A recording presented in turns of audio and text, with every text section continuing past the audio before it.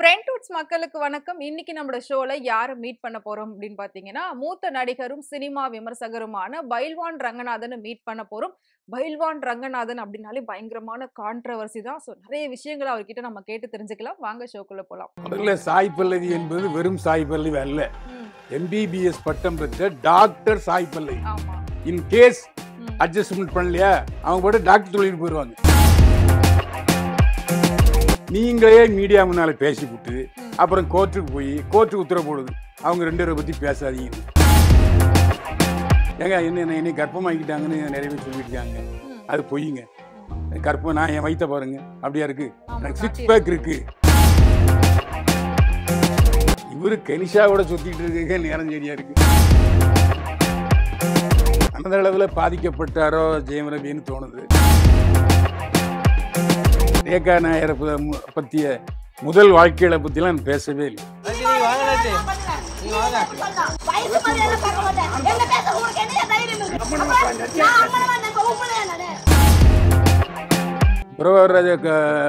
முருகன் கோவில் போனோம்னா ஒரு சென்டிமெண்டா ஒரு முருகர் சிலையை எடுத்துக்கொண்டு வீட்டில் வச்சாங்க.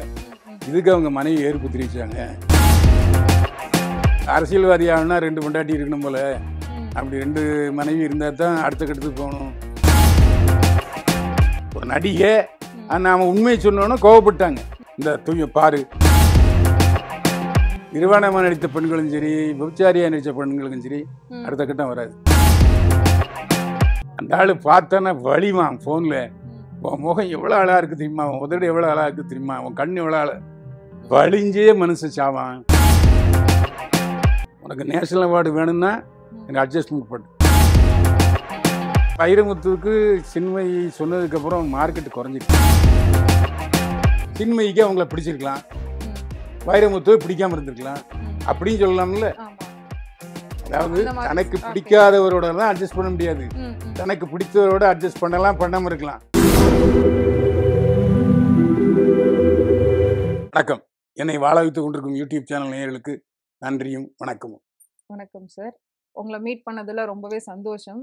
ஏன்னா எந்த விஷயம் தெரியல அப்படின்னாலும் உங்களோட வீடியோஸ் பார்த்தா தெரிஞ்சுக்கலாம் அப்படின்ற அளவுக்கு இன்னைக்கு நிறைய விஷயங்கள் வந்து அதில் பேசிட்டு இருக்கீங்க. ஸோ எதுனாலுமே வந்துட்டு இதை பார்த்தா தெரிஞ்சிடும், என்ன டீட்டெயிலாக இதை பற்றி தெரியணும் அப்படின்னா ஸோ உங்களோட வீடியோஸ் பார்த்து தெரிஞ்சுக்கலாம் அப்படின்ற அளவுக்கு எல்லாமே உங்களோட பேச்சு இருக்கு. ஸோ எனக்கு ஒரு என்ன டவுட் அப்படின்னா, ஒரு விஷயம் வந்து நீங்கள் ஃபுல் அண்ட் ஃபுல் எடுத்தீங்க அப்படின்னா ரொம்ப டீப்பாக கரெக்டாக எல்லாத்தையும் பேசுறீங்க. ஸோ எல்லாமே வந்துட்டு நம்ம கூட இருந்து பார்த்தா எந்த அளவுக்கு ஒரு எக்ஸ்பீரியன்ஸ் அதில் இருக்குமோ, நம்ம எந்த அளவுக்கு அதை ரியலைஸ் பண்ணி நம்ம வந்து பேசுவோமோ அந்த அளவுக்கு நீங்கள் பேசுறீங்க. பட் அதுக்கான அந்த சர்ச்சிங்லாம் உங்களுக்கு எப்போ சார் நடக்குது? நீங்கள் எப்படி வந்து அதை வந்து எடுத்து எதிலிருந்து எடுத்து பார்த்து எப்படி நீங்கள் வந்து விமர்சனம் பண்ணுறீங்க? ஒரு நபராக இருக்கட்டும், இல்லை ஒரு சினிமாவாக இருக்கட்டும், எந்த அளவுக்கு நீங்கள் உள்ளே போயிட்டு அதை பார்த்து தெரிஞ்சுக்கிட்டு அதை பற்றி பேசுறீங்க சார்? நான் நிறைய படிப்பேன். அது தமிழ், தெலுங்கு, மலையாளம் உள்ள சினிமா செய்திகள் எல்லாம் படிப்பேன். அது இல்லாமல் அப்டேட் ஆயிடுவேன். அதாவது இன்னைக்கு என்ன நடக்கு, இன்னைக்கு ஒரு அரசியல் என்ன நடக்கு, சினிமாவில் என்ன நடக்கு, யார் என்ன பேசுகிறா அப்படிங்கிறத தெளிவாக வச்சுருப்பேன். ரெண்டாவது, நான் வந்து எந்த காரணத்துக்கு மட்டும் இட்டு கட்டி பேச மாட்டேன், அவதூறாக பேச மாட்டேன், உண்மையை தான் பேசுவேன். என்னுடைய அனுபவங்கள், பார்த்தது, படித்தது, அது மட்டும் இல்லாமல் அவங்கள்ட்ட நேரடியாக நான் தொடர்பு விடுறேன். அதனால் எனக்கு தெரியும். இப்போ சமீபத்தில் கூட ஒரு எம்எல்ஏ மனைவி விவாகரத்து பண்ணிட்டு வேற ஒரு நடிகை கல்யாணம் பண்ணிட்டு, அது கூட எனக்கு 1 வருஷம் முன்னாடியே தெரியும். ஏன்னா அப்பவே அவரு தன்னுடைய நிகழ்ச்சிகளில் அவங்கள பங்கேற்றுட்டாரு. அதெல்லாம் பார்த்துட்டு இப்பதான் அவர் வந்து வீடு கட்டிக்கிறாரு. அந்த வீட்டுல அந்த நடிகை பேர் போட்டிருக்காரு. அதுக்கப்புறம் தான் பேசுனாங்க. ஓகே. ஸோ இப்போ நான் அதை பற்றியுமே நான் வந்து உங்ககிட்ட பேசணும். நம்ம அதை வந்து அதுக்கப்புறமா பேசலாம் கண்டிப்பாக அதை பற்றி ஃபுல்லாக. ஸோ இன்னொரு விஷயம் என்ன அப்படின்னா, முழுக்க அட்ஜஸ்ட்மெண்ட் பற்றி ஸ்டார்டிங்கில் நிறைய விஷயங்கள் நீங்கள் வந்து பேசியிருக்கீங்க. என்னை பொறுத்த வரைக்கும் பொதுவாக அட்ஜஸ்ட்மெண்ட் அப்படிங்கிறது வந்து எல்லா ஃபீல்டுலையுமே இருக்கும். எல்லா இடத்துலையுமே அந்த தப்பு நடக்குது, நடக்காம கண்டிப்பாக இல்லை. ஸோ சினிமா அப்படிங்கிறப்போ இன்னும் கொஞ்சம் கூடுதலாக இருக்கும் தான். அது செலிபிரிட்டி. ஆமா. அதாவது ஒரு கோடீஸ்வரர் செய்யறதுக்கும் ஒரு சாதாரண துணை நடிகை செய்யறதுக்கும் அந்த கோடீஸ்வரரை மறந்துடுவான். ஆமா. துணை நடிகையே பெருசா பேசுவாங்க. சோ பெண்கள் அப்படிங்கிறப்ப அது இன்னும் கொஞ்சம் அதிகமாவே அந்த ஃபோக்கஸ் வந்து இருக்கதா செய்யும். அதிகமாவே வரும். இருந்தாலும் நெறைய பெண்கள் வந்து எல்லா விஷயமும் தெரிஞ்சாலும் இன்வால்வ்மென்ட்டோட வராங்க சினிமாக்கு. ஏன்னா இன்னைக்கு உள்ள காலகட்டத்துல பணம் ஒரு பக்கம் ரொம்ப முக்கியமா இருக்கு. இன்னொரு பக்கம் பேரு புகழ் ரொம்ப முக்கியமா இருக்கு. சோ இது எல்லாமே தெரிஞ்சே நெறைய பெண்கள் வராங்க. சோ நீங்க வந்து கண்டிப்பா அதையும் நீங்க உங்களோட எக்ஸ்பீரியன்ஸ்ல பார்த்திருப்பீங்க, கேள்விப்பட்டிருப்பீங்க. இருந்தாலும் இந்த மாதிரி இருக்கும்போது உண்மையான திறமைகள், உண்மையான ஒரு ஒரு அவங்களுக்கு ஒரு குவாலிட்டி இருக்கு. ஒரு ஹீரோயினா ஆகுறதுக்கு ஒரு குவாலிட்டி இருக்கு அப்டின்னா, இந்த மாதிரி விஷயத்தால அவங்களோட வாய்ப்பு வந்து பாதிக்கப்படலாம் அப்டின்ற மாதிரி இருக்குங்களா? அந்த மாதிரியான நெறைய விஷயங்கள் நீங்க கண்டிப்பா பார்த்திருப்பீங்க. கண்டிப்பா. ம். அதாவது நிலத்துல புறம்போக்குன்னு ஒண்ணு சொல்லுவாங்க. ஆமா. எல்லாரும் அது உரிமை கொண்டாடுவாங்க. ம். அந்த மாரி தான் இது ஒரு பப்ளிக் ப்ராப்பர்ட்டி. ம். யாரு? சினிமாக்காரங்க. ம். அப்போ அவங்கள பத்தி தெரிஞ்சுக்க அவங்க ஆசைப்படுறாங்க. ஆமா. என்ன ஆசைப்படுறாங்கன்னா, அவங்க கொஞ்சம் நடுத்தர வர்க்கத்துக்கு கீழ இருப்பாங்க. ம். இல்ல பிலோ பாவர்ட்டி லைன் இருப்பாங்க. ம். அவங்கலாம் ரொம்ப சந்தோஷமா இருக்காங்கடா. அவங்களுக்கு என்னடா குறைச்ச? ஆமா. அப்படிங்கிற இமேஜ நாம சொல்ற தகவல், போடா ம். அவங்க எங்கடா சந்தோஷமா இருக்காய்ங்க. ம். கஷ்டப்பட்டு தான் இருக்காய்ங்க. ம். நம்மளோட மோசம்டா. நாம சந்தோஷமா இருக்கோம்டா. ம். அதுதான் இந்த இந்த அவங்க பார்க்கறதுக்கான விஷயம். ஓகே. சோ, இப்போ சினிமா நடிகைகள் அப்படின்னு சொல்லும்போது, எல்லா நடிகையுமே வந்து கிளாமரா இருந்தா தான் ஒரு ஹீரோயினே ஆக முடியும். அப்படிதான் வந்து வந்துகிட்டு இருக்காங்க அப்படின்னு சொல்லலாம். ஆனா, ஒரு சில நடிகைகள் வந்து இன்னைக்கு வரைக்கும் குடும்ப பாங்காவே நடிச்சுக்கிட்டு இருக்காங்க. அதுல வந்து முக்கியமா இப்போ ரொம்ப ட்ரெண்டிங்ல இருக்கிறது வந்து சாய் பல்லவி அவர்கள். சோ, அவங்கள பத்தி வந்து நீங்க சொல்லணும் அப்படின்னா என்ன சொல்வீங்க? சாய் பல்லவி வந்து எப்பவுமே ஒரு குடும்ப பாங்கான, ரொம்ப கிளாமர் காட்டுறது கிடையாது. எப்பவுமே ஒரு ஃபேமிலி ஓரியன்டடான ஸ்டோரீஸ் தான் எடுத்து பண்ணுவாங்க. அது மட்டும் இல்லாம அவங்களோட அமரன் படம் அப்படிங்கிறது வந்துட்டு அவங்க நடிப்பெடுத்தா அந்த படம் ஒண்ணும் இல்ல. சோ அந்த மாதிரி இருக்கும். அந்த அளவுக்கு இருக்காங்க. இப்ப பாலிவுட் வரைக்கும் போயிருக்காங்க. சோ அவங்கள பத்தின ஒரு சில விஷயங்கள். உங்களோட எக்ஸ்பீரியன்ஸ். முதல்ல சாய் பல்லவி என்பது வெறும் சாய் பல்லவி அல்ல. ம். எம்பிபிஎஸ் பட்டம் பெற்ற டாக்டர் சாய் பல்லவி. ஆமா. இன் கேஸ் ம். அட்ஜஸ்ட்மென்ட் பண்ணலையா, அவங்க பாட்டுக்கு டாக்டர் தொழிலுக்கு போயிருவாங்க. ம். ஸோ ஆல்டர்னேட்டிவ் அவங்ககிட்ட இருக்கு. அப்ப அ அப்படி பண்ணி தான் வந்திருப்பாங்கன்னு சொல்றீங்களா? இல்ல. ம். அதாவது அவங்க அட்ஜஸ்ட்மென்ட் இல்லன்னா, ம். அவங்க டாக்டர் தொழிலுக்கு போயிருவாங்க. ஓகே. ஸோ அவங்க அட்ஜஸ்ட்மென்ட் குடுக்காம ஸ்டெபனா இருந்து ம். இன்னைக்கு வந்திருக்காங்கன்னா, அவங்களுடைய உறுதி தான் காரணம். ம். அது மட்டும் இல்ல, அவங்க மேக்கப் போட மாட்டாங்க. ஆமா. ஏன்னா பிம்பிள்ஸ் இருக்கனால அவங்களே சொல்லிருக்காங்க, என் ம். என் முகத்துல பிம்பிள்ஸ் அதிகமா இருக்கு. ம். ஸோ நான் இது போடுறதே இல்ல. ம். அதே மாரி நல்ல டான்சர். ம். ஆமா. குடும்பத்துக்காக உழைக்கிறவங்க. ம். அது இல்லாம கதைய கேட்டுட்டு தான், ம். நான் 3 டியட்டு, ம். மரத்த சுத்தி ஆடுறது, 2 பேரையும் எம்ப்ரேஸ் பண்ணி ஒரு கிஸ்ஸிங் சீன மாட்டின்ருவாங்க. ம். அந்த இப்ப அமரன் படத்துல எடுத்துக்கிட்டீங்கன்னா, ம். அவர் இறந்த பிறகு வர்ற சீன் வந்து சாய் பல்லவிக்கு தான். ஆமா. அந்த அந்த கடைசி சீன்ல ம். அவங்களுடைய தோற்றத்துல நாம அழுக வந்ததுனால தான் படம் நின்னுச்சு. ஹிட். ஆமா. ஸோ அவருக்கு சிவகார்த்திகேயன் மட்டும் அங்க வந்து ஸ்கோர் பண்ணல. ம். ம்.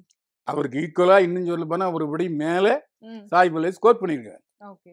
ஸோ அவங்க நல்ல திறமையானவங்க. அதே மாரி இந்தி படத்துலயும் எல்லாரோடையும் நடிக்க அவங்க மாட்டேன்ட்டாங்க. ம். ம். 20 கோடி ஆகுதுன்னு பேரம் பேசினா கூட, ம்.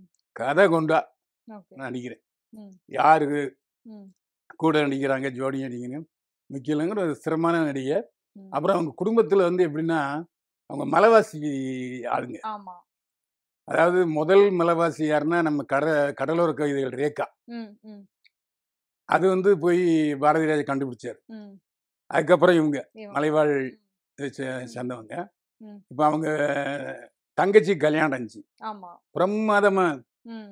கல்யாணம் பண்ணி அந்த குடும்பத்துக்கு அந்த ஃபங்ஷன்ல டான்ஸ் ஆடி ஆமா. எல்லாரையும் சந்தோஷப்படுத்துனாங்க. ம். ம். அதே மாதிரி ஒரு சிரித்த முகம் ம். அவங்களுக்கு ஒரு பெரிய ப்ளஸ் பாயிண்ட். ம். அதனால அவங்க வந்து அட்ஜஸ்ட்மெண்ட்டுக்கு நீங்க சொன்னது கரெக்ட் தான். அவங்க அட்ஜஸ்ட்மெண்ட்டுக்கு உட்படல. ம். படாம இன்னைக்கு வரைக்கும் இந்த அளவுக்கு இருக்காங்க. ஆமா, இனிமேலும் அப்படி பண்ணுவாங்க. அதே மாதிரி வேற எந்த நடிகைகளையாவது நீங்க சொல்லணும் அப்டின்னா யார சொல்லுவீங்க? இல்ல நதியா. நதியா. ஆமா. இல்ல நதியா இப்ப உள்ள ட்ரெண்டிங்ல இருக்கிறவங்க. இப்போ உள்ளதுல வந்து அப்படி வந்து நம்ம பொறுக்கி போய் எடுக்க முடியாது. ம்.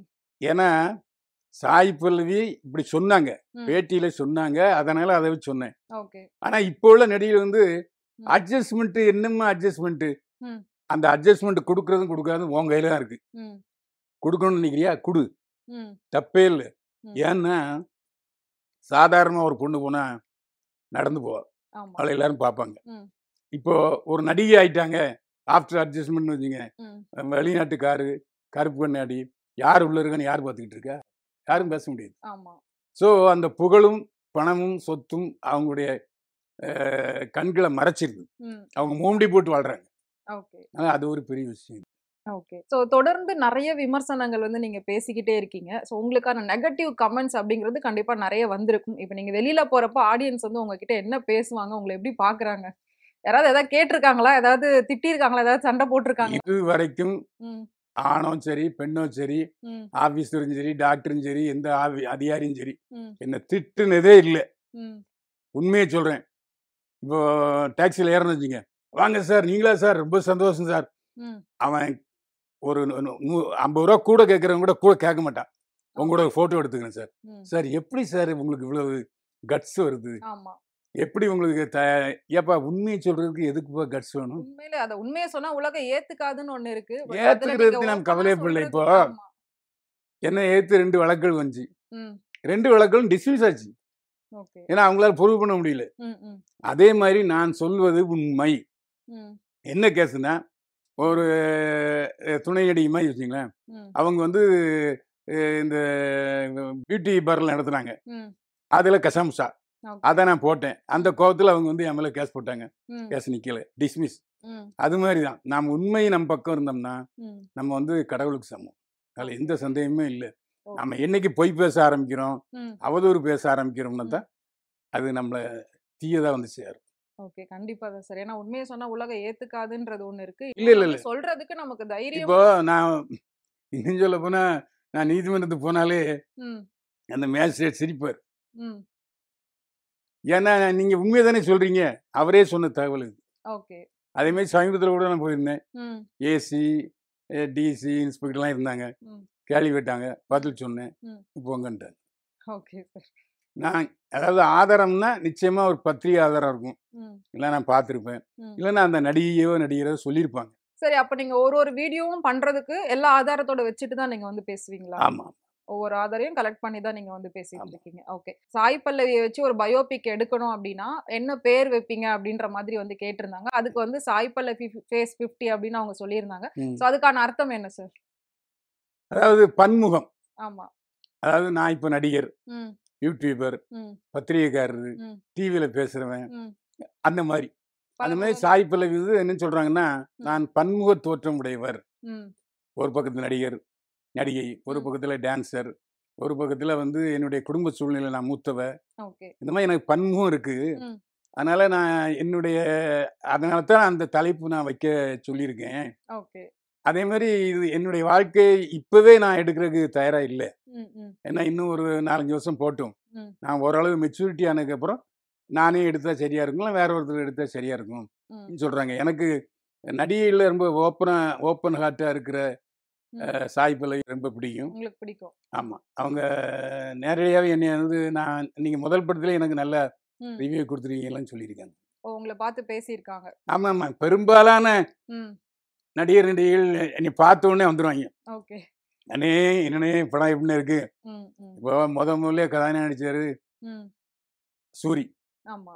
பத்திரிகையாளர்கள் எல்லாம் வந்துகிட்டு இருக்காங்க. நான் வந்த உடனே, "அண்ணே, உங்க வாயிலிருந்து நல்லது சொல்லுங்கண்ணே." ம். "எப்பா நீ ஹீரோவா இருப்பா. ம். ஹீரோவா நல்லா நடிப்பப்பா. அது போங்கண்ணே." ஓகே. அந்த மாரி நான் வந்து நெகட்டிவ் மட்டுமே சொல்றவன் அல்ல. ம்.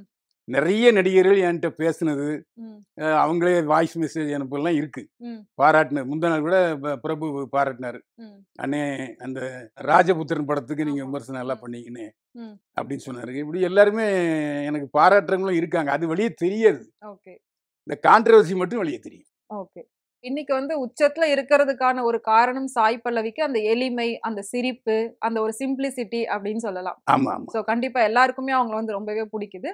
ஸோ அடுத்ததா இப்ப நம்ம பேச போறது வந்து ஜெயம் ரவி அண்ட் கெனிஷா. இந்த விஷயம் ரொம்ப பயங்கர ஹாட் டாபிக்கா போயிட்டுருக்கு. நீங்க பேசினதையும் வந்து நாங்க நெறைய பார்த்துருக்கோம். ஆனா இந்த வீடியோவ பத்தி நாங்க வந்து எங்களோட சேனல்லயே 1 வருஷத்துக்கு முன்னாடியே வந்து போட்டிருக்கோம். இந்த மாதிரி அவர் வந்து கோவால வீடு வாங்கி குடுத்திருக்காரு அப்படின்ற மாதிரி. ஆனா அப்பலாம் அவங்க 2 பேரும் இது இல்ல. நாங்க 2 பேரும் சேர்ந்து ஒரு ஹீலிங் சென்டர் ஆரம்பிக்க போறோம் அப்படின்ற மாதிரி ஃப்ரெண்டுன்ற மாதிரி தான் சொல்லிட்டு வந்தாங்க. இன்னைக்கு வந்து கெனிஷா கர்ப்பம் அப்படிங்கிற ஒரு விஷயம் வந்து பயங்கரமா பூதாகாரமா கிளம்பியிருக்கு. ஸோ அத பத்தி நீங்க என்ன நினைக்கிறீங்க? எப்படி பார்க்குறீங்க? முதல்ல நான் வந்து ஒரு பத்திரிகையாளன், ம். மீடியாக்காரன், ம். கோர்ட்ட மதிக்கிறவங்கிறதுனால ஒண்ணு சொல்லிக்கிறேன். ம். அதாவது இந்த மாதிரி கெனிஷா, ரவிமோகன், ம். இன்னும் எட்செட்ரா எல்லாம் ம். மீடியா முன்னால பேசாம இருக்கிறது அவங்களுக்கு நல்லது. ம். நீங்களே மீடியா முன்னால பேசிப்புட்டு ம். அப்புறம் கோர்ட்டுக்கு போய் கோர்ட்டு உத்தரவு போடுது அவங்க 2 பேரை பத்தி பேசாதீங்கன்னு. ஆமா. இப்போ இந்த விஷயம் கெனிஷாவே சொல்லியிருக்காங்க. ம். ஏங்க என்னை கர்ப்பமாக்கிட்டாங்கன்னு நிறைய பேர் சொல்லிட்டு இருக்காங்க. ம். அது பொய்யுங்க. ம். கர்ப்பம் நான் என் வயித்த பாருங்க. அப்படியா இருக்கு? ஆமா, எனக்கு 6 பேக் காட்டியிருக்காங்க. இருக்கு ம். அப்படின்னு சொல்றாங்க கெனிஷா. ம். ம். இத பேசாம இருந்துக்கலாம்ல. ஆமா. ஏங்க தூற்றுறவன் தூற்றிக்கிட்டே இருப்பான். இன்னைக்கு ம். நேத்தா ம். அந்த ராமாயண காலத்திலேயே ராமன் வந்து சீதைய சிறைப்பிடிச்சு வச்சிருந்தாரு. ம். ம். அப்போ எல்லாரும் ஒண்ணும் சொல்லல. இவர் ராமனே என்ன பண்ணாரு, நீ தீக்குழி அப்படின்ட்டாரு. ம். அப்ப என்ன காரணம்? ஒரு வாஷர்மேன் வந்து சொன்னான். இவ்வளவு நாள் வச்சிருந்தாரு சும்மா இருப்பானா? இன்னொன்னு அவர் என்ன பண்ணாரு? தீக்குழின்னு சொன்னாரு. ஆமா. ஆனா அவரும் தப்பு பண்ணிட்டாரு. அவரும் தன்னுடைய மனைவி மேல சந்தேகப்பட்டிருக்க கூடாது. சந்தேகப்பட்டார். ஆமா. அவர் மனிதன். ம். ம். ராமன் மனிதனுங்கிறதுனால அவர் சந்தேகப்பட்டாரு. ம். அந்த மாதிரி இப்போதைய சூழ்நிலையில ம். ரவிமோகனும், கெனிஷாவும் வெளியூரே போறாங்க. ஆமா. மாலத்தீவு போய் ஜாலியா இருக்காங்க. ம். கேட்டா ஒண்ணும் இல்லைங்கிறாங்க. ம். ஏங்க ஒண்ணும் இல்லைங்கிறதுக்கு தான் இவ்வளவு பாடா? ஆமா. அதாவது டைவர்ஸ் கேட்டாச்சு. ம். அது விசாரணையில் இருக்கு. ம். ம். கெனிஷாவோட நீ சுத்திட்டு இருக்கீங்க. ஆமா. ஆனா அதுக்கான காரணம் சரியான காரணம். நான் வந்து மன உளைச்சல்ல இருந்தேன். ம். ம். மன உளைச்சல் இருந்த என்னைய ரெக்கவர் பண்ணது அவங்க தான். ம். அந்த ஒரு காரணத்துக்காக நண்பர்களா இருக்கலாம். ம். நண்பர்கள் அடுத்து காதலா மாறலாம். அது வேற பிரச்சனை. ம். ஆனா எந்த ஒரு சூழ்நிலையும் இப்போ நானும் நீங்களும் போறீங்கன்னு வச்சுங்க. நீங்க ஒரு ஆஃபீஸில் வேலை வச்சிருக்கீங்க. ஆமா. 2 பேரும் போனா நீங்க உங்க ட்ரெஸ்ல வருவீங்க, நான் என் ட்ரெஸ்ல வருவேன். ம். ம். திடீர்னு ஒரு ஆணும் பெண்ணும் இங்க பட்டு புடவை, பட்டு சட்டை, ம். பட்டு வேட்டியில போனா அவங்க என்ன நினைப்பாங்க? ஆமா. ஒரே மாதிரி. ம். நீங்களே அந்த சந்தேகத்தை உருவாக்குற விஷயத்தை ஏற்படுத்திக்கிட்டு ஏற்படுத்திட்டீங்க. ஆமா. பொதுமக்கள் மேல குறைச்சுன்னு என்ன அர்த்தம்? ஆமா. உங்களை யாரையா வர சொன்னா? அது மட்டும் இல்ல. ம். கல்யாணத்துக்கு போறவங்க ரிசப்ஷனுக்கு போக மாட்டாங்க. ரிசப்ஷனுக்கு போறவங்க கல்யாணத்துக்கு போக மாட்டாங்க. ஆமா. வேணுமென்று அதாவது தன்னுடைய மனைவி ஆர்த்திய வெறுப்பேத்தணுங்கிறதுக்காகவே ம். 2 முறையும் போயிருக்கீங்க. ஆமா. அப்புறம் ஒவ்வொரு ஊரா போய் சுத்திட்டு இருக்கீங்க. ம். கார்ல 2 பேரும் 2 பேரும் வேற வர்றீங்க. போகும்போது ஒண்ணா போயிடுறீங்க. ம். இதெல்லாம் என்னங்கிறது ரவிமோகனுக்கு தான் வெளிச்சம். ஏன்னா ரவிமோகன் என்கிட்ட வந்து அந்த சந்தர்ப்பத்துல பேசினார். ஆஹா. ஏன் இந்த காரணம் அப்படின்னு சொன்னாரு. ம். அதையும் நான் அவர் சொன்னதா நான் பேசினேன். ம். அப்போ அவர் என்ன சொன்னாரு, என் வீட்டுக்குள்ள என்னையே விடல. ஆ. ரவிமோகன் நெறைய குற்றச்சாட்டுகள் வந்து ஆர்த்தி மேல வச்சுக்கிட்டு இருக்காரு. 18 வருஷம் காதலிச்சு கல்யாணம் பண்ணி ஒண்ணா வாழ்ந்திருக்காங்க. ஆனா இவர் சொல்றதெல்லாம் பார்த்தா ரொம்ப சில்லியா இருக்கு. இவர் எவ்ளோ பெரிய ஒரு ஆக்டர். ஆனா வீட்டுக்குள்ள வந்து எனக்கு வந்து ஹவுஸ் அரெஸ்ட் பண்ணிட்டாங்க. என்ட்ட காசு குடுக்க மாட்டாங்க. என் பேங்க் பேலன்ஸ் எதுவுமே இருக்காது. செப்பல் இல்லாம வெளியில வந்து இதெல்லாம் அவர் சொல்லும்போது ரொம்ப சில்லியா இருக்கு. ஆனா அதெல்லாம் உண்மையா இருக்குமா? இல்ல அத நான் ஆர்த்தி அம்மாட்ட கேட்டேன். ம். சுஜாதா விஜயகுமார்ட்ட கேட்டேன். ம். ஏன் சார், இதே புகார் குடுத்த உடனே நீலாங்கரையில இருந்து போலீஸ், ஏசி, இன்ஸ்பெக்டர், கான்ஸ்டபிள்ஸ்லாம் வந்தாங்க. ம். நேரா என் மகன் வீட்டுக்கு வந்தாங்க. வாங்க சார் உட்கார்ந்து பேசணும்னு பேசுனாங்க. ஆமா. ஒரு போலீஸ் அதிகாரிகளே உள்ள விடும்போது, ம். அவரு வீடு. ஆமா. இவரு எப்படி உள்ள விட மாட்டேன்னு சொல்லுவாங்க? ம். இவரு கோவிச்சுட்டு போயிட்டாரு. ஆமா. இந்த விஷயத்த கேள்விப்பட்ட உடனே, கேட்ட உடனே என் மகன் காட்ட உடனே ம். ம். கோவிச்சுட்டே போயிட்டாரு. அவருக்கு அடையார்ல ஒரு வீடு இருக்கு. ம். ம். அந்த ஹோட்டல் அடையாறு கேட் ஹோட்டல் பக்கத்துல. ஓகே. அங்க தங்கியிருந்தாரு. அங்க இருந்தா பேட்டியும் குடுத்தாரு. ம். அதுக்கப்புறம் இவரு நான் காசு குடுக்க மாட்டேன், காசு குடுக்க மாட்டேன்னு சொல்றாரு. ம். யாரு? அவங்க மாமியார் சொன்னது. மாமியார். ஆமா. 4 படம் நான் எடுத்தேன். ம். என் சொந்த காசுல எடுத்தேன். ஆமா. என் சொந்த காசுல எடுத்து ம். நான் அவருக்கு காசு குடுத்துருக்கேன். ம். அவரு கையெழுத்து போட்டு வவுச்சர் இருக்கு. ம். ம். அந்த பணத்த என்ன செஞ்சாரு? ஆமா.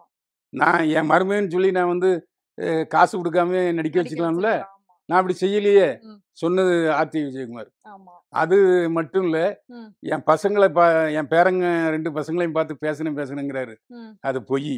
ம். கடந்த 1 வருடமா என் பேரன்ட்ட அவர் பேசவே இல்ல. ம். இப்ப அம்மா கூட 2 பேரும் அட்டாச்மெண்ட்டா இருக்காங்கன்னா, ம். அப்பா அன்போட இருந்தா இப்ப வந்திருப்பாங்கல்ல. ஆமா. டேக் ஃபார் எக்ஸாம்பிள், ம்.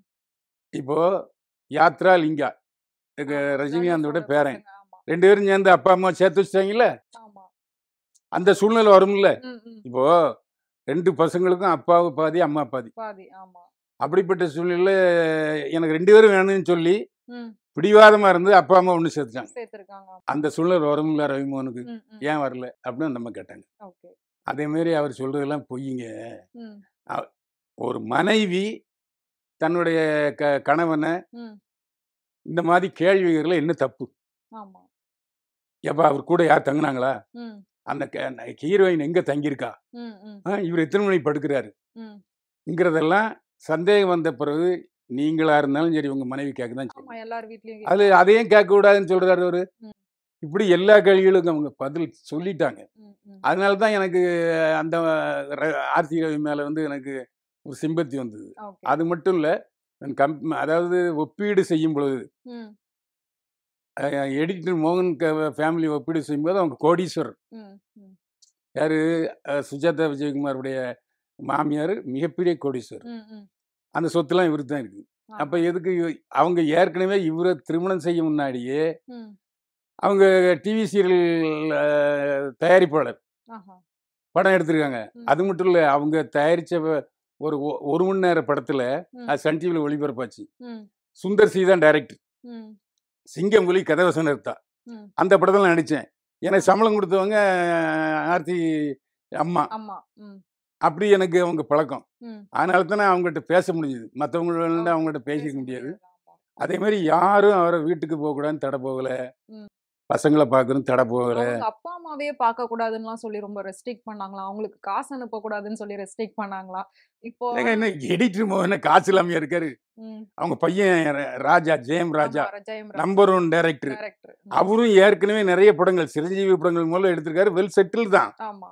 நான் ஒப்பீடு செய்யும்போது தான் கொஞ்சம் ம். கம்மின்னு ம். சொன்னே தவிர, ம். மற்றபடி இவரு அனுப்பி தான் அவங்க சாப்பிடுங்க நிலைமை இல்ல. சாப்பிடணுன்ற அவசியம் இது இல்ல. அவங்க வீட்டுக்கு போகக்கூடாதுன்னு யாராவது தடை பண்ணாங்களா? ம். ம்.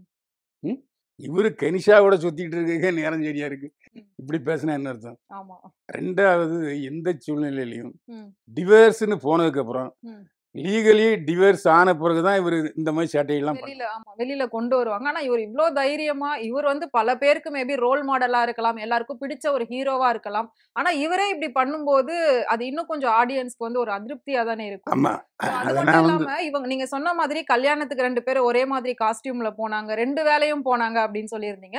அப்படி இருக்கிறப்ப அந்த கல்யாணம்ன்றதே ஒரு பிரம்மாண்டமான ஒரு பெரிய ஒரு கல்யாணம் தான். சோ அந்த கல்யாணத்த விட அங்க போன இவங்களோட டாபிக் தான் அதிகமா போச்சு. ஆமா. பேசப்பட்டுச்சு. நானே ம்.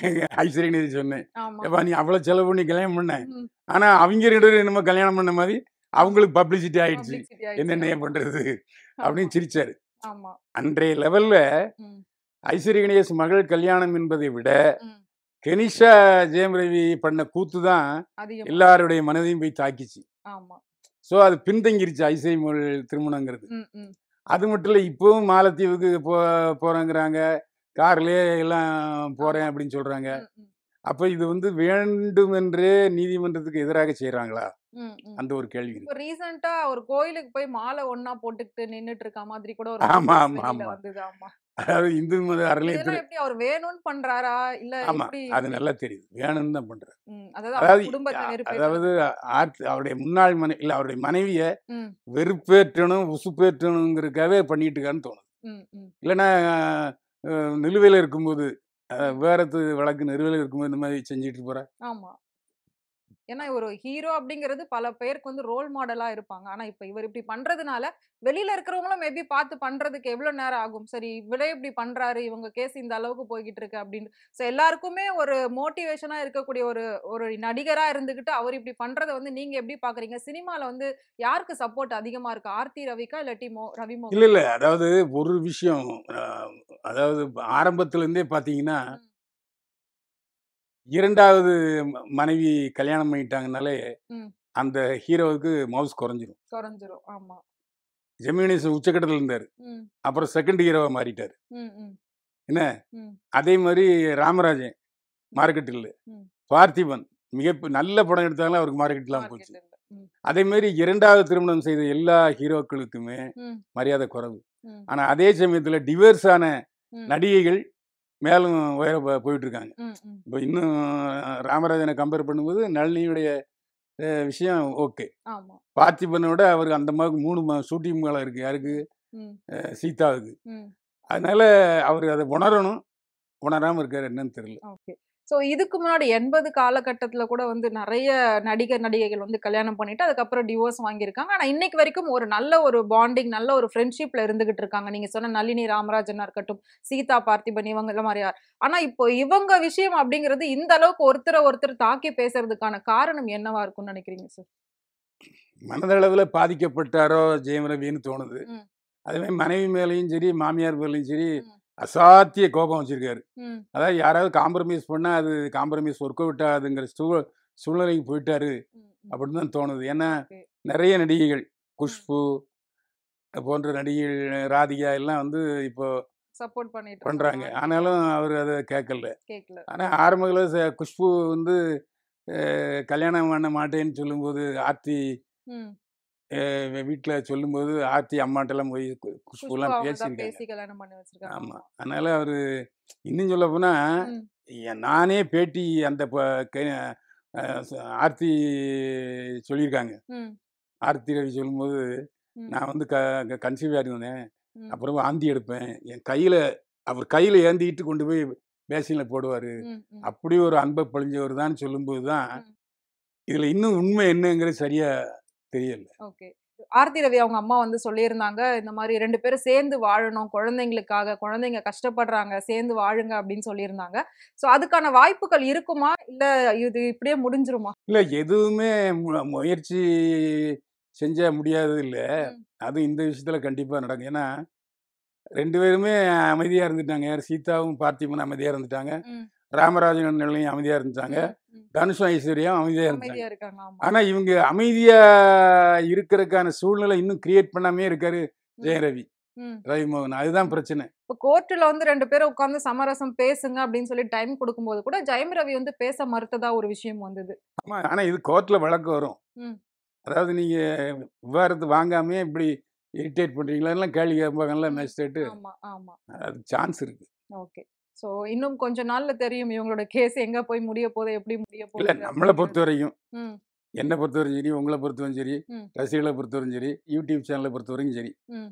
மீண்டும் ஆர்த்தி ரவியும், ம். ரவிமோகனும் ஒண்ணா வாழணுங்கிறது தான் எல்லாரோட ஆசை. நம்முடைய பிரார்த்தனை. அது நடக்கும்னு நம்புறோம். ஏற்கனவே நீங்க வந்து ரேகா நாயர் நடிச்ச ஒரு படத்த பத்தி விமர்சனம் பண்ணி, அவங்கள பத்தி பேசினதுனால, அவங்களுக்கும் உங்களுக்கும் சண்டை ஏற்பட்டது. இப்ப திரும்பவும் நீங்க வந்து அவங்கள பத்தியுமே இன்னொரு விஷயம் பேசியிருக்கீங்க. மறுபடியும் அவங்களோட ரிப்ளை என்னவா இருக்கு? அதுக்கு அவங்க ஏதாவது பதில் குடுத்துருக்காங்களா? இல்ல அந்த நிகழ்வுக்கும், இந்த திருமணத்துக்கும் சம்மந்தமே இல்ல. ம். ஏன்னா ஒரு ஒரு இடத்துக்கு முன்பே இது எனக்கு தெரியும். ம். ஏன்னா அவங்க லீகலா வந்து கெசெட்ல ரேகா ம். என்னுடைய ஒய்ஃப்ன்னு போட்டாரு பிரபாகர் ஆமா. எம்எல்ஏ. பிரபாகர் எம்.எல்.ஏ. ஏன் அத நான் பேசலன்னு சொன்னா, சரி இன்னும் கொஞ்ச நாள் போட்டும். ம். ம். உடனே நாம பேசி கான்ட்ரோவர்சி கிரியேட் பண்ணக்கூடாதுன்னு நான் விட்டுட்டேன். ம். அதுக்கப்புறம் என்னாச்சுன்னா, இப்ப சமீபத்தில அவரு வந்து கிரகப்பிரவேசம் பண்ணாரு. கிரகப்பிரவேசம் பண்ணியிருந்தாங்க. அதுல வந்து பிரபாகர் ராஜா, ரேகான்னு ரேகா போட்டிருந்தது. அப்படின்னு போட்டிருந்தது. ம். சரி 2 பேரும் ஒண்ணாயிட்டாங்க. வீட்லயுமே பேரு ஆ. பெருசா வச்சுட்டாங்க. ஆமா. அதனால தான் நான் சரி இது உண்மை செய்தி. ம். இத நம்ம சொல்லிருவோம் ம். அப்படின்னு சொன்னேன். ம். அப்பவும் கூட நான் வந்து எனக்கு ரேகா மேல எந்தவித கோவமும் எனக்கு கிடையாது. ம். ஒரு நடிகை ம். நாம உண்மைய சொன்னோனே கோவப்பட்டாங்க. ம். நான் எங்கடா நிர்வாணமா அடிச்சேன். இந்த தூக்கி பாரு அப்படின்லாம் ரொம்ப அ ரொம்ப சென்சேஷனலா பேசினாங்க. ம். நான் அந்த சமயத்துல எதிர்மறை விளைவ செஞ்சிருந்தேன்னா, என் பேரு ஆமா. கெட்டு போயிறாரு. கெட்ட பேரா யோ! இருக்கும். ஆமா. என்னய்யா பெரிய மனுஷன் நீ? ஏன்னா பெண்கள் பண்ணும்போது அவங்க சைடு தான் நெறைய சப்போர்ட் வரும். அதனால நான் ஒரு வார்த்தை சொன்னேன். நீங்க வாங்க பக்கத்துலாம் பார்த்திபன் வீடு இருக்கு. நான் கேட்பேன்னேன். ம். வரமாட்டேன்னுச்சு. ம். பக்கத்துல தான் இருக்கு. நான் வேணா ஸ்கூட்டர்ல வேணா கூட்டு போறேன் திருவான்மியூர் போலீஸ் ஸ்டேஷனுக்கு. ம். அங்க போய் பஞ்சாயத்து வச்சுக்கிறேன்ட்டேன். ம். அதுக்கப்புறம் தான் பேசாம போச்சு. ம். ஏன்னா என் கூட வாக்கிங் வந்தவங்கலாம் ரெப்யூட்டட் பெர்சன்ஸ். ஓகே. அவங்க என்னுடைய அமைதிய ரொம்ப பாராட்டுனாங்க. நல்ல வேளை நீங்க ரொம்ப அமைதியா இருந்தீங்கன்னு. ம். அந்த சம்பவம் வந்து அதுக்கப்புறம் அந்த அம்மா பேசிட்டே இருந்தாங்க. நானும் பேசிக்கிட்டு இருந்தேன். அது ஒண்ணும் பிரச்சனை இல்ல. ம். அதுக்கப்புறம் என்னாச்சுன்னா, இத போய் நாம மறுபடியும் பேசி அதுக்கு ஒரு பப்ளிசிட்டி உருவாக்கிட்டு இருக்கோம். ம். ஏன்னா, அந்த படத்துக்கு அப்புறம் ஒரு படத்துல கூட அந்த பொண்ணு நடிக்கல. கமிட் ஆகலாம். ஆமா. ஏதோ சின்ன 1, 2 மொக்க படங்கள பண்ணியிருக்கலாம். ம். ம். மற்றபடி பெரிய டைரக்டர் யாரும் இது பண்ணல. ஏன்னா, நிர்வாணமா நடித்த பெண்களும் சரி, விபச்சாரியா நடிச்ச பெண்களுக்கும் சரி, ம். அடுத்த கட்டம் வராது. ஓகே. பிரமிளா இருந்து ஒரு நல்ல நடிகை. ம். ம். இந்த பிரமிளா வந்து அரங்கேற்றம் படத்திலே விபச்சாரி நடிச்சதுனால தான், விலை மாதா நடிச்சதுனால தான் ம். அவங்களுக்கு அதிகமான வரவேற்பு இல்லாம போயிடுச்சு. ம். அது மாதிரி தான் நான் அந்த நல்ல நம்பிக்கையில தான் சொன்னேன். அதுவும் இல்ல, நான் பார்த்திபன்ட்ட போய் சொன்னேன். என்ன சார் இந்த மாதிரி உங்க ஆள் இப்படி பேசுன்னு, ஐயோ அது அரகண்ட் பேபி லேடி, அவட்ட நான் பேச மாட்டேன் அப்படின்ட்டு அதோட நான் விட்டுட்டேன். அதுக்கப்புறம் அதை அடுத்த கட்டத்துக்கு கொண்டு போய் நான் விரும்பல. ஏன்னா அது நான் ஆணு என்னைய வந்து ஒருத்தர் அடிக்க வந்தான்னு சொன்னாச்சுன்னா அது வந்து மரியாதை குறைவில்ல. சரி போட்டுன்னு காலில் வந்து நரகளை மிச்சுன்னா கழுவிட்டு போயிட்டே இருக்கணும். அதை பிரச்சனை பண்ணிக்கிட்டு இருக்கக்கூடாது. அந்த மாதிரி நினைச்சிட்டேன். இப்போ வந்து இந்த அதுக்கும் இதுக்கும் எந்த சம்மந்தமும் இல்லை. ஏன்னா இது வந்து உண்மை. இன்னும் சொல்ல போனா அந்த விக்ரமராஜா என்னுடைய தூரத்து உறவினர். உண்மையை சொல்லணுங்கிறதுக்காக தான் நான் இதை விட கரெக்டா நிறுத்திக்கிட்டேன். அதுக்கு மாதிரி ரேகா நாயரை பத்திய முதல் வாழ்க்கையில பத்திலாம் நான் பேசவே இல்லை. பேசல. ஏன்னா டீசெண்டா நடந்துக்கிட்டேன். ஏன்னா நம்முடைய உறவினர் ஒருத்தருடைய பையனை கல்யாணம் பண்ணியிருக்கு. நாம வந்து நம்ம பிள்ளை மேலே ஷேர் வீசக்கூடாதுன்னு நான் பேசாம இருந்தேன். செய்தியை மட்டும் சொன்னேன். வந்துட்டு அதுக்கான எதிர்ப்புகள் இருக்கு அப்படின்ற மாதிரியுமே வந்து கேள்விப்பட்டிருந்தோம். அது உண்மைங்களா? ஆமா, எதிர்ப்பு இருக்கு. ஏன்னா அவருடைய ஆன்லைன் பேஜில், அதாவது அவருடைய பேஜில் வந்து இந்த பொண்ணை கல்யாணம் பண்ணிட்டதை சொல்லவே இல்லை. விக்ரமராஜா வணிக சங்க தலைவர் அவர் வந்து பிரபாகர் ராஜாவுடைய முதல் மனைவி படத்தை தான் போட்டிருக்காரு. அதனால இது ஏத்துக்கலைங்கிறது அவருக்கு தெரியுது. அதுக்கு என்ன காரணம்னு நான் ரொம்ப டீப்பா விசாரிக்கும் போது ரேகாவுடைய சில நண்பிகள் சொன்னாங்க, சார் அது எப்போ பிரச்சனையாச்சுன்னா அவங்க ரெண்டும் தோழன் தோழியா தான் இருந்தாங்க. இவர் வந்து அடிக்கடி வடவள்ளி முருகன் கோயில் போவார். இவர் கிறிஸ்தவர். பிரபாகர் ராஜா முருகன் கோயில் போனோம்னா ஒரு சென்டிமெண்டா ஒரு முருகர் சிலையை எடுத்துக்கொண்டு வீட்டில் வச்சாங்க. இதுக்கு அவங்க மனைவி ஏற்பு தெரிவிச்சாங்க. அதுக்கப்புறம் தான் தகராறு ஆரம்பிச்சுது. அதுக்கப்புறம் தான் அவருடைய பார்வை பூரா ரேகா மேல போயிடுச்சுன்னு சொன்னாங்க. அது எந்த அளவுக்கு உண்மைன்னு நமக்கு தெரியாது, கூறப்படுகிறது. ஸோ இப்போ இதனாலேயே வந்துட்டு அவங்க வீட்டு ஃபங்க்ஷனுக்கு வந்து சிஎம்ஓ இல்லாட்டி டெபுட்டி சிஎம்ஓ யாருமே போல அப்படின்ற மாதிரியான ஒரு விஷயம் வந்தது. அதுக்கான காரணம் இதுவா இருக்கு? இல்ல, அது ஏற்கனவே திமுக தலைமையிலிருந்து எதுக்கு இது அப்படின்னு கேட்டுக்காங்க. ஆமா. இல்ல இல்ல நான் வேணும்னு தான் கல்யாணம் பண்ணிட்டேன், அது ஒன்றும் பிரச்சனை இல்லை அப்படின்னு இருக்காரு. அப்புறம் தெரிந்த நண்பர்கள்ட்ட என்ன சொல்லியிருக்காரு, அரசியல்வாதி ஆகணும்னா 2 பொண்டாட்டி இருக்கணும் போல, அப்படி 2 மனைவி இருந்தா தான் அடுத்த கட்டத்துக்கு போகணும் அப்படிங்கிற மாதிரி சில விஷயங்கள் சொல்லியிருக்காரு. அதை நான் பகிரங்கமாக சொல்ல விரும்பலை. அவருக்கு எது பிடிக்குதோ அது ஒரு வாழ்ந்துட்டு போட்டு. ஏன்னா அவர் வசதியானவர். இன்னைக்கு வேற ஆட்கள் இப்போ ஒருவேளை அடுத்த தேர்தலில் சீட்டு கொடுக்கலனா கூட அவர் கவலைப்பட போதில்லை. வெல் செட்டில் நல்ல வருமானத்தை ஏற்படுத்திக்கிட்டாரு. அதனால பிரச்சனை இல்லை. என்ன அவங்க அப்பாவும் சரி தம்பியும் சரி இவர்கிட்ட பேசுறது இல்லைன்னு நான் கேள்விப்பட்டேன். ஸோ அப்போ அவங்க குடும்பத்துக்குள்ளவே கண்டிப்பா அதுக்கான ஒரு எதிர்ப்பு இருக்கு. கண்டிப்பா. ஏன்னா அது மத ரீதி இன்னும் ரொம்ப வேகமா போகும். ஆமா. ஏன்னா அவங்க குடும்பத்திலே வந்து அந்த கிறிஸ்தவ மதத்து சம்பந்தப்பட்ட அறக்கட்டளை அந்த ஆக்டிவிட்டிஸ் எல்லாம் நிறைய இருக்கு. ஸோ அதனால இவரு இந்த பையன் எதிராக கிளம்பிட்டானே அப்படிங்கிற ஒரு வருத்தம் இருக்குதுன்னு. கண்டிப்பா இருக்கும். இப்போ ரீசெண்டா வந்துட்டு சின்மை பாடின ஒரு பாட்டு ஒரு பெரிய அளவுல ஹிட் ஆச்சு. அந்த அளவுக்கு ஒரு குரல் வளம் மிக்கவங்களுக்கு ஏன் பேன் பண்ணீங்கன்னு சொல்லி ரசிகர்கள்லாம் கேள்வி கேட்டு இப்போ திரும்பவும் அவங்க வந்து எல்லா சேனல்லயும் வந்து பேட்டி கொடுத்துட்டு இருக்காங்க. அப்படி இருக்கிறப்போ கங்கை அமரனுமே வந்துட்டு அவங்களுக்கு சப்போர்ட்டிவா இப்போ ரீசெண்டா பயங்கரமா ஓப்பனா வந்து வைரமுத்துவ தாக்கி பேசியிருந்தாரு. ஸோ அதை வந்து நீங்க கண்டிப்பா பார்த்திருப்பீங்க, கேள்விப்பட்டிருப்பீங்க. அதை பத்தி என்ன நினைக்கிறீங்க சார்? முன்னாள் எதிரினாச்சுன்னா இந்நாள் நண்பன். ஆமா. அந்த மாதிரி அந்த நாள் நண்பன் இப்ப எதிரி. வைரமுத்துவுக்கும் கங்கை மரனுக்கும் மிகப்பெரிய போட்டி பாடல் எழுதுறதுல. சோலோ சுப்பிரமணியம் இருந்தாரு கங்கை மரன். அதுக்கான கெப்பாசிட்டி அவருக்கு இருந்துச்சு. ஏன்னா அவர் மியூசிக்கும் போடுவார். ஏன்னா இளையராஜாவுடைய வெற்றியில பாதி வந்து கங்கை மரன் சேரும். ஏன்னா கங்கை மரன் டைரக்ஷனில் கூட நான் நடிச்சிருக்கேன். ரொம்ப நல்லவர். அப்போ வைரமுத்து என்ட்ரி கொடுத்த உடனே கங்கை அமரன் கொஞ்சம் பின்னுக்கு போறாரு. எல்லா பாடல்களுமே வைரமுத்து அந்த கோபம் கொஞ்சம் இருந்துச்சு. அதுக்கப்புறம் வைரமுத்துவுக்கும் இளையராஜாவுக்கும் சண்டை வரும்போது தன்னுடைய அண்ணனை சப்போர்ட் பண்ணார். கேடைய மருந்து வாங்கினாரு. அதெல்லாம் பழைய கதை. இப்போ அது மறுபடியும் ரிப்பீட் ஆயிருக்கு. இப்போ இவர் வந்து சின்மை விவகாரத்தில் மாட்டின உடனே அவர் சின்மைக்கு சப்போர்ட்டா நிற்கிறாரு கங்கை அமரன். ஆனா இந்த விஷயத்தை பொறுத்த வரைக்கும் கங்கை அதாவது வைரமுத்து வந்து ராமன் அல்ல. அவருடைய மனைவி அவருடன் வாழ்ந்து கொண்டிருக்கிறாருங்கிறதே நிறைய பேர் சந்தேகம். அவங்க 2 பசங்களும் கூட அப்பாட்ட ஒரு சரியான உறவு இல்ல. அவர் மிகப்பெரிய புலவர், மிகப்பெரிய கவிஞர், நிறைய படிச்சவரு, தமிழ் புலமை உள்ளவரு, ஆங்கிலம் தான். அதெல்லாம் எந்த மாறுபட்ட கருத்தும் இல்ல. ஆனா அந்த லேடிஸ் விஷயத்துல அவரு கொஞ்சம் இப்படித்தான் அப்படின்னு எல்லாருமே சொல்றாங்க. சுசித்ரா கூட சொல்லுது, அந்த ஆளு பார்த்தானா வலிவான் போன்ல, உன் முகம் எவ்வளவு அழகா இருக்கு தெரியுமா, உன் உதடு எவ்வளவு அழகா இருக்கு தெரியுமா, உன் கண்ணு எவ்வளவு அழகா, வலிஞ்சே மனுஷன் சாவான். அவரை பத்தி எனக்கு நல்லா தெரியும். அவர் சின்மயிட்ட இந்த மாதிரி சேட்டை பண்ணிடக்கூடாது. அவங்க அம்மாவும் கோவப்பட்டு சொல்றாங்க. சின்மயி அம்மாவும் வந்து கோவப்பட்டுக்கிட்டு இந்த மாதிரி என் பொண்ணை வந்து கூட்டிட்டு போய் இப்படி செய்யறாரு. அது மட்டும் இல்லை, உனக்கு நேஷனல் அவார்டு வேணும்னா எனக்கு அட்ஜஸ்ட்மெண்ட் பண்ணு, அப்படிலாம் கிடையாது அப்படின்னு சொல்லி என்னுடைய மகளுக்கு கிடைக்க வேண்டிய நேஷனல் அவார்டெல்லாம் கெடுத்தது வைரமுத்துன்ட்டு சின்மயி அம்மா சொல்றாங்க. ஆனா 2 பேரும் சேர்ந்து தான் போயிருக்காங்க. அவங்க அம்மாவும் கூட தான் போயிருக்காங்க. அவங்க அம்மா மாடியில் இருந்திருக்காங்கன்னு, கிரவுண்ட் ஃப்ளோர் இருந்திருக்காரு. அப்போதான் கூப்பிட்டு கேட்டுறதா சொல்றாங்க.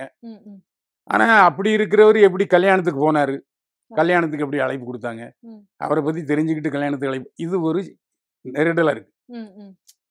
இப்போ என்னை பத்தி அபிப்பிராயம் உங்களுக்கு நல்லா இல்லைன்னா என் கூட நீங்க இன்டர்வியூ எடுக்க மாட்டீங்க சார், அதனால ஒரு மோசம் சார் சொல்லுவீங்களே. அந்த மாதிரி இல்லாம கல்யாணத்துக்கு போயிருக்காரு. அப்போ உன் கல்யாணத்துக்கு வந்து உன்னை வாழ்த்துன வர நீ எப்படி மரியாதை கொடுக்கணும், அது ஒரு பக்கம். இவரு ஆனா வைரமுத்துவுக்கு சின்மயி சொன்னதுக்கு அப்புறம் மார்க்கெட் குறைஞ்சிருச்சு. அதுக்கப்புறம் நிறைய புது கவிஞர்கள் வர ஆரம்பிச்சிட்டாங்க. அது ஒரு காரணம் தான். எப்பவுமே ஒரு பெண் வந்து குற்றச்சாட்டு சொல்லும்போது ஓப்பனா சொல்றாங்கன்னு சொல்லும்போது அது பொய்யா இருக்கு, பொய்யா இருக்காதுங்கிறது நம்மளுடைய நம்பிக்கை, சென்டிமெண்ட். அதனால அது ஒரு இதாச்சு. இப்போ வந்து ஆனா இப்போ லேட்டஸ்டா நீங்க கேட்டீங்க இல்லையா, அந்த கேள்வியை நான் ராதாரவிட்டே கேட்டேன். என்னங்க என்ன ரவி, இந்த மாதிரி வந்து சின்மயி வந்து நீங்க தடை பண்ணிட்டீங்களாமே. ஏன்னா உங்களை மாதிரி தானே இப்போ எல்லா பேரும் கேட்டுட்டு இருக்காங்க. அர்த்தமே இல்லைண்ணே, பாடுவதற்கு தடை விதிக்க டப்பிங் சங்கம் ஏது? நான் டப்பிங் சங்க தலைவர். பாட்டு பாடுற ஒரு இசையமைப்பாளர் கூப்பிட்டாருன்னா நான் போய் தடை பண்ணிட்டு இருப்பேன்? ஆக்சுவலா தடை போட்டது இசையமைப்பாளர் சங்கம். அதாவது சின்மயி பாடக்கூடாது என்று தடை விதித்திருப்பது இசையமைப்பாளர்கள் சங்கம். இதுல ஏன் பேச்ச ஊட்டிக்கிட்டு இருக்காங்க, இதானே உண்மை, கொஞ்சம் சொல்லுங்கண்ணே அப்படின்ட்டாரு. ஏன்னா நான் அதாவது மேக்சிமம் 90% இந்த மாதிரி சந்தேகம் இருந்தால் சந்தேகம் உள்ள ஆள்கிட்ட கேட்டுருவேன். ஒன்று அவங்ககிட்ட கேட்பேன், அவங்க ரொம்ப பிஸியாக இருந்தால் மேனேஜர்கிட்டயா கேட்பேன், நீ சொல்லு இல்லை நான் பேசி விடுவேன்னு டக்கு டக்குன்னு அவங்க லைனில் வருவாங்க. அப்படி ஒரு இதுதான் வச்சிருக்கேன்.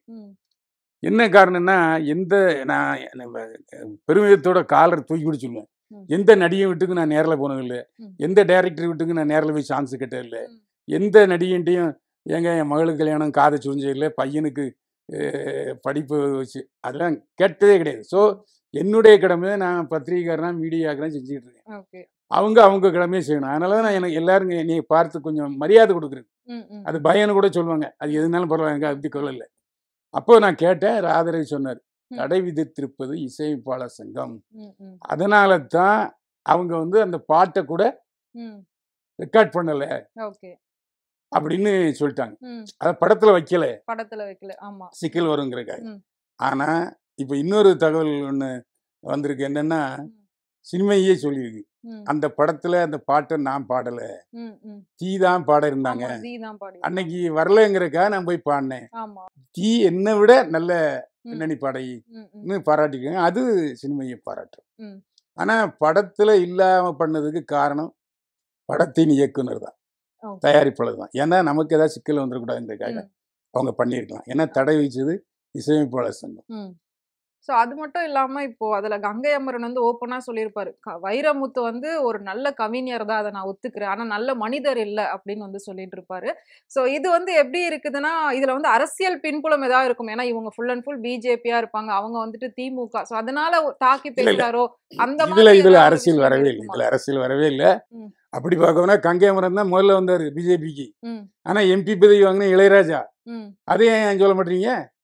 சீனியர்ல கொடுக்கணும், ஆனா தன்னுடைய அண்ணனுக்கு கொடுத்தது கௌரவமா ஏத்துக்கிட்டாரு கங்கை அமரன். இது வந்து அரசியல் இல்லவே இல்லை. இப்போ திமுகவில் ஏதாவது வைரமுத்து யாரும் தாங்கி பிடிக்கலையே, ம். அப்படியே சைலண்டா விட்டாங்க. ஏன்னா விஷயம் மோசமான விஷயம் ம். அப்படின்னால. ம். அதனால இதுல அரசியல் இல்லவே இல்லை. ஓகே. ஸோ இன்னொரு பக்கம் என்ன சொல்றாங்க அப்டின்னா, சின்மயி வந்து வைரமுத்துவ இப்டி சொல்றாங்க. அவர் வந்து அப்டி நடந்துக்கிட்டாருன்னு. ஸோ அவங்களுக்கு இதுக்கு முன்னாடி வேற யாருமே வந்து எதுலயுமே அவங்களுக்கு அப்டி நடந்துக்கிட்டது இல்லையா? ஏன் குறிப்பா வைரமுத்துவ மட்டும் அவங்க தாக்கி சொல்லணும்? ஏன் அவர் மேல மட்டும் குற்றச்சாட்டு வைக்கணும்? அப்ப அவங்களுக்கு இந்த மாதிரி எக்ஸ்பீரியன்ஸ் அவர்கிட்ட மட்டும் தான் நடந்துச்சா? வேற எங்கேயுமே இந்த ஃபீல்டுக்குள்ள நடக்கலையா? அப்டின்ற மாதிரியுமே ஒரு சில தரப்பினர் வந்து கேள்விகள் கேட்டிருக்காங்க. ஸோ அதுக்கு என்ன சார் இல்ல, பதில்? இல்ல. ஏங்க அது எப்படி சொல்றது? ம். சின்மயிக்கு அவங்கள பிடிச்சிருக்கலாம். ம். வைரமுத்துவ பிடிக்காம இருந்திருக்கலாம். ம். அப்படியும் சொல்லலாம்ல. ஆமா. ஸோ அதாவது அந்த மாரி தனக்கு ஓகே. பிடிக்காதவரோட தான் அட்ஜஸ்ட் பண்ண முடியாது. ம். ம். தனக்கு பிடித்தவரோட அட்ஜஸ்ட் பண்ணலாம், பண்ணாம இருக்கலாம். ஓகே. அதுக்காக வைரமுத்து சொன்னாருன்னு ஏன் மத்தவங்கள சொல்லலங்கிற கேள்விக்கு இதுல ம். இடமே இல்ல. ம். ம். ஏன்னா, அவங்களுக்குமே ஒரு சிலர் வந்து அகைன்ஸ்டா பேசிட்டு இருக்காங்க. இப்ப நெறைய சோசியல் மீடியால அந்த மாதிரி விஷயங்கள் 2 சைடுமே ரொம்ப ஹாட்டா போய்க்கிட்டு இருக்கு. அவர் சொன்னது. அது இல்லாம கங்கை அமரன் வந்து கிண்டலாவுமே கேட்டிருப்பாரு. "ஏம்மா நீ என் ஃப்ரெண்ட பத்தி குறை சொல்ற?" அப்படின்ற மாதிரியுமே கேட்டிருப்பாரு. அதெல்லாம் ரொம்ப வைரலா இல்ல போய்க்கிட்டு அது இருக்கு. கங்கைமரனுக்கே உரித்தான ஒரு நையாண்டி. ம். ம். அவர் அதுல கில்லாடி. ம். அதனால அதாவது கங்கைமரன் சொன்னதுல எந்த விதத்திலும் தப்பு இல்லை.